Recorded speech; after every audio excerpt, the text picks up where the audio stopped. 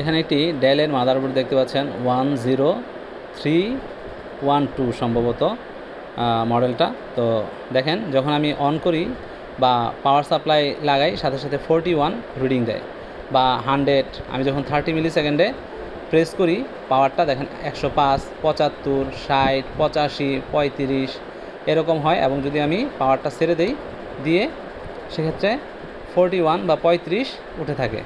তো এখন আমি 30 মিলি সেকেন্ডের দেখাচ্ছি, দেখেন 99, 35 এরকম আসতেছে।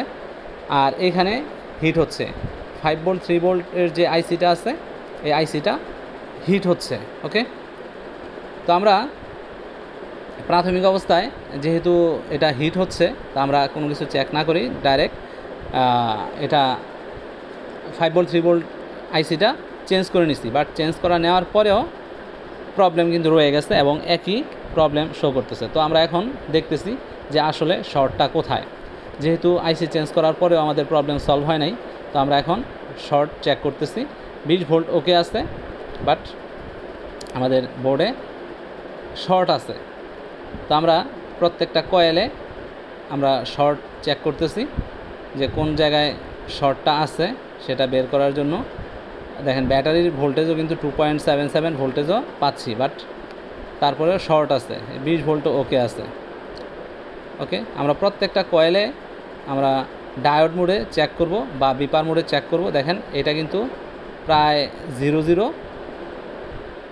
আমরা চার্জিংয়ের যে পোর্ট আছে পোর্টের পাশে যে কয়েলটা আছে এটা একেবারে 00 এবং এটাই একবারে 00 দেখাচ্ছে। বাকি কয়েলগুলো কিন্তু ভালোই রিডিং দেখাচ্ছে, বাট এটাই সবচেয়ে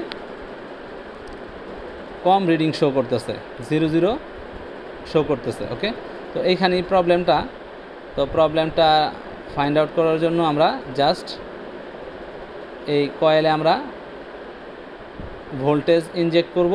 ইনজেক্ট করার পরেই আমাদের প্রবলেমটা বের হয়ে গেছে এবং এটা আমরা সলভ করে ফেলছি। এখন দেখেন মেশিন কিন্তু রেডি। ওকে, দেখেন 499 আসছে এবং ডিসপ্লেও আসছে, fully ready. Okay, motherboard is okay. Just 5 মিনিটের মধ্যে আমাদের প্রবলেম সলভ এবং মাদারবোর্ডটি রেডি হয়ে গেছে। তো স্টেপ বাই স্টেপ আগানোর কারণে প্রবলেমটা সলভ হয়েছে। ধন্যবাদ।